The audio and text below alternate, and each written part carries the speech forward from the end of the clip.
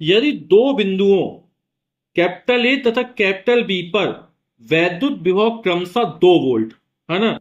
तो capital A पर विभव हमको दिया गया 2 वोल्ट, यानी वीए मान लिया, तो हमको बोला 2 वोल्ट का विभव है बिंदु ए पर। और बिंदु बी पर जो विभव दिया गया वीबी, वो हमको 4 वोल्ट दे रहा है। तो 8 माइक्रो कूलाम के बिंदु आवेश को, तो क्यू आवेश का मान हमको दे रहा 8 माइक्रो कूलाम, है ना। इसको कूलाम में चेंज कर लेते हैं, तो 1 माइक्रो कूलाम बराबर 10⁻⁻6 कूलाम, तो कूलाम में चेंज हो गया। तो 8 माइक्रो कूलाम के बिंदु आवेश को बिंदु ए से बी तक ले जाने में किया गया कार्य की गणना करनी है। तो डब्ल्यू का मान हमको ज्ञात करना है। तो आवेश को कहां से लाते हैं?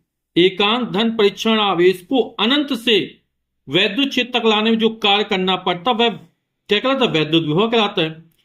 तो हम कहा ए से बी तक ले जा रहे हैं, कितना हो जाएगा? वीबी माइनस वी ए बराबर होगा W/Q।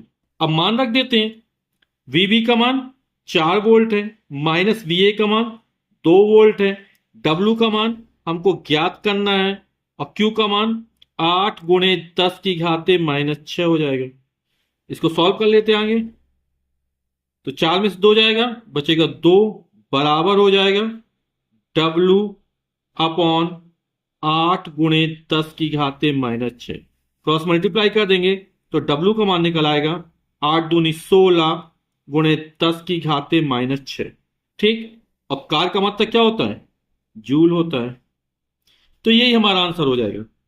लेकिन 10⁻⁻6 इसको माइक्रो में चेंज कर लेते, तो ये कहलाए 16, है ना। 1 माइक्रो कूलाम 10⁻⁻6 कूलाम होता है, तो ये माइक्रो जूल में आएगा 16 माइक्रो जूल, क्योंकि 1 माइक्रो जूल वाला 10⁻⁻6 जूल होगा, है ना। तो 10⁻⁻6 जूल हटा, यहां पे लिख दिया हमने माइक्रो जूल।